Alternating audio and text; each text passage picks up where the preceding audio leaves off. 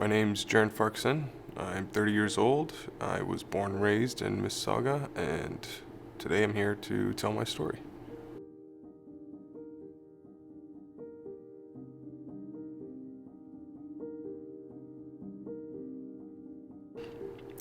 On July 16th, 2016, I put my faith in Jesus while kneeling down on my balcony at my apartment.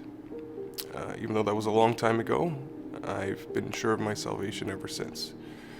And the reason for the delay and why it's taken me so long to get to this point where I take this step and get baptized has a lot to do with the struggles that I encountered before salvation, and there was no shortage of struggles to endure after salvation either. For as long as I can remember, I have always been searching for the truth about God, life, purpose, meaning, afterlife. And this pursuit took me down a lot of different paths, a lot of different religious teachings, Christianity included. But out of all the paths that I pursued and looked into, the strangest and the most compelling one was taking that trip down psychedelic road. I'd begun using psychedelic substances probably since 18. And the reason I started taking them on a more regular basis, taking them and meditating, was in an attempt to expand my consciousness so that perhaps I could grasp more of the metaphysical and get deeper answers to these questions I wanted answered. But me being the way I am, mild substances wasn't going to do it for long. I had to pretty much go big or go home. So I booked a 11-day retreat in South Africa to take 3 of the most potent psychedelic substances known to man. Over the course of 9 days, we would take them every day, every night, and in the middle of the week, we would take one, which would last 36 to 72 hours straight. This retreat was called a transformation retreat, and transformation is definitely what was promised and delivered. But what transformed wasn't necessarily what I expected or wanted. I remember I came back and I did get a lot of the answers I wanted to these major questions. And I would tell anyone who asked any of the questions, oh, what sort of things did you learn, was I had concluded one philosophy for what everything was.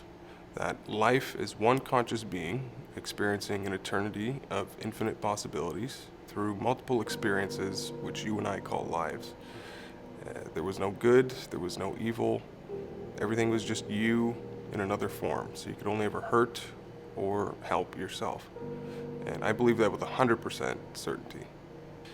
Now, the effects of believing that philosophy led to a lot of anxiety, eventually depression, and I would be having constant panic attacks. I remember I'd be at work and I would have to literally stop what I was doing, run to the bathroom to go and hyperventilate. It's just this feeling of constant claustrophobia.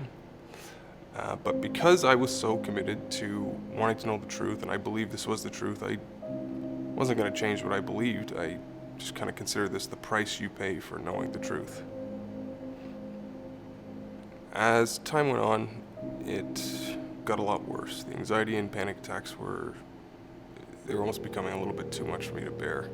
And I would later on come to a crossroad where I felt that whatever spirits, I use that word literally, I was engaged with, were kind of encouraging me to abandon any remnants of Christian thought that I may have been holding on to.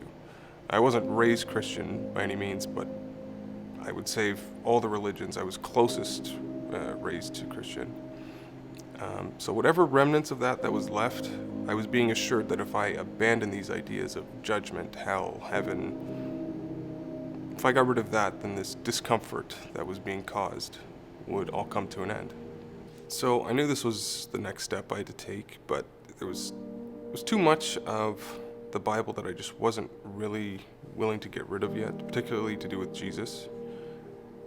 So I decided before I was going to abandon it for good, I was going to give it one serious look.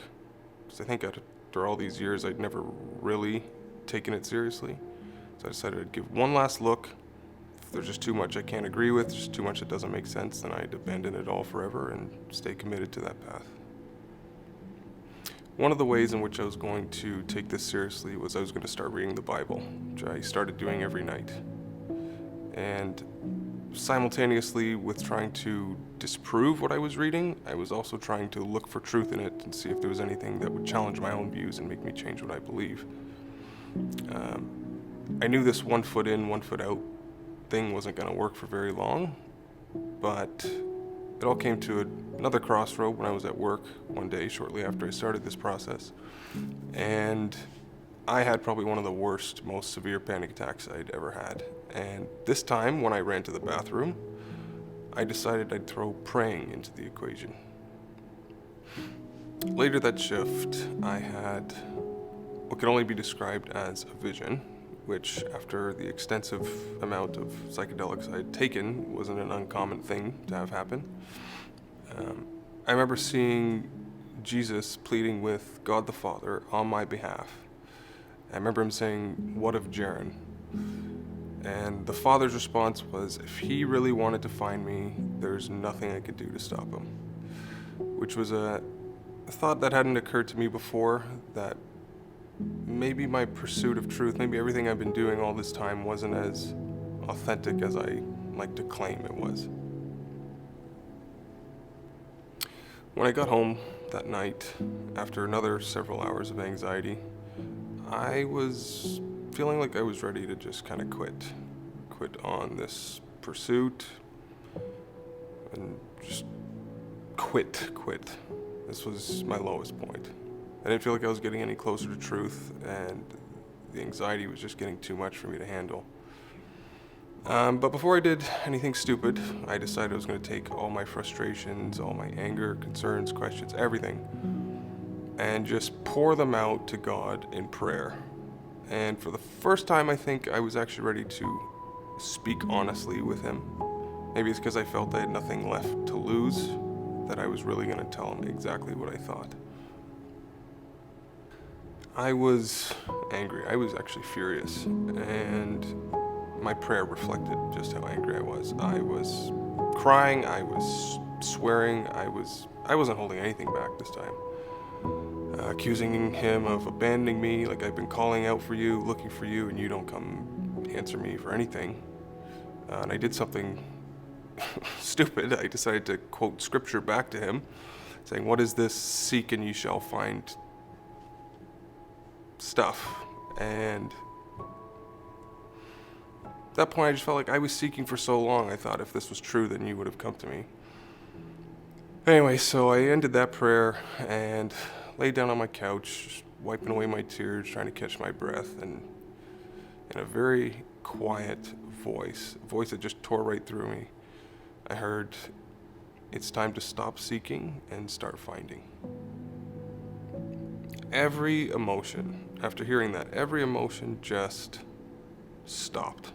I didn't even feel angry anymore. I didn't feel confused. I didn't feel sad. It just tore right through me because I knew it was right. And I knew it was him, even though I didn't know how I knew it was him. And I'd never had someone cut through me and just expose me for what I was so brutally, but so lovingly at the same time. I mean, it's not like after all this time that I hadn't heard what he was offering. I was rejecting it. And this was the first time that I'd actually admitted to myself I was rejecting what God was offering. So that night, I went to sleep and had the strangest dream I think I've ever had in my entire life. Even after I woke up, I wasn't convinced that it was just a dream. I remember I was in this dry, cracked desert. Sky was dark and scorched red. And I remember the ground started to shake underneath my feet, and then it started to crack. And so as I move away from it, I start seeing this figure starting to emerge out of the opening. And at first looked like something of like a dark kind of spirit, but later formed into something I can only refer to as like the devil. And as he started to pursue me, I ran as fast as I could. But he was getting closer, and I remember just before he was close enough to actually grab me, light shone through the dark clouds, and when it hit us, we both stopped dead in our tracks. Couldn't move. I remember this light spoke to him only. Didn't address me, just spoke to him and said 4 words. And one of those words I'd never heard before in my life. I woke up in a sweat, thinking, oh my gosh, what was that? And all that was stuck on my mind was that word. And I was gonna go look it up, but I had the thought in my mind, before I look it up, since I don't know what it is, if this word has any significance, some genuine significance to that dream, to everything that's been happening with me recently, then I will trust that that was a sent dream. And so sure enough, I go and look up this word and I read this definition. A person who is uncompromising in their pursuit of religious, political, or other ideals. Which I knew sounded a lot like me and gave me a good idea who that dream came from. Of the few followers of Christ that I knew of in my immediate circle, I decided I'd call my sister, Jessica, to come over and spend the day with me and just kind of talk about the gospel, what Christianity had to offer. As you can imagine, she was very excited to come over and talk to me about that. So we spent the whole day together. I told her my dream, I told her everything that had been happening, and I had a lot of questions of other things that were kind of holding me back. And I didn't realize it until we spoke, but there was something that was holding me back more than biblical issues. It was a lot to do with forgiveness. Now, while I was completely willing to go the rest of my life forgiving other people, I was really struggling with the idea of accepting forgiveness for myself. For my sins and my shortcomings, I was almost unwilling to accept forgiveness. But she assured me that what Jesus did on that cross made that something that was possible, that my sins have already been paid for, that I really only have to ask for forgiveness and I can accept it, that he is willing to give that out to us. And this was on July 16th, 2016. After she left, I walked out onto my balcony and I kneeled down and I prayed. And I asked God for forgiveness, confessed all my sins. I asked him for forgiveness. And in some sense, you could say I was trusting my sister, but I was really trusting him that what she said, but he will forgive me for these sins, that they have been paid for, and that I could move forward from this day with that feeling of peace.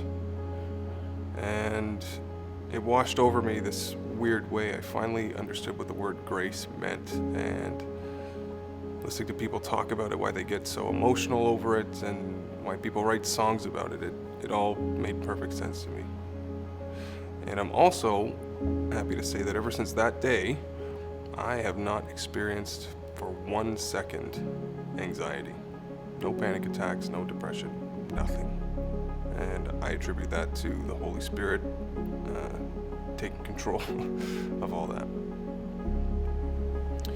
I think what delayed my baptism, well, I think it's twofold. I think one part of it was, I guess you could say, commitment issues. After being so firmly committed to one belief for so long, pretty much willing to invest the rest of my life into it, only to find out that it was wrong, or in this case, like deceptive. I was a little hesitant to just go out and make a firm claim on one belief. But I think the more substantial reason as to why I didn't want to do this for so long is because of how unclean I felt and how disobedient I felt. Largely because I was very disobedient. And I would have felt like a hypocrite saying publicly that I'm a follower of Jesus when all of my actions would indicate I don't believe that at all. And I didn't want that to reflect poorly on him in some sense.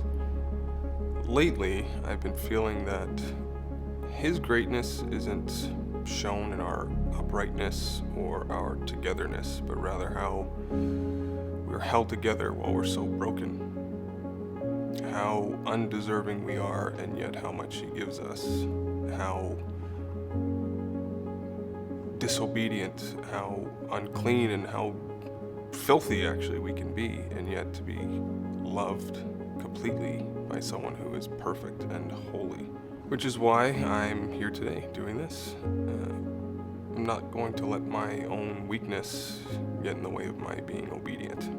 He tells me to get baptized, and so I'm here getting baptized. And I'm not going to continue to convict a prisoner who the Lord has pardoned.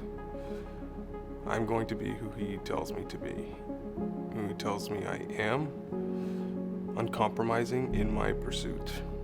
And just like He said in that night, in that dream, when He claimed me, here comes the zealot.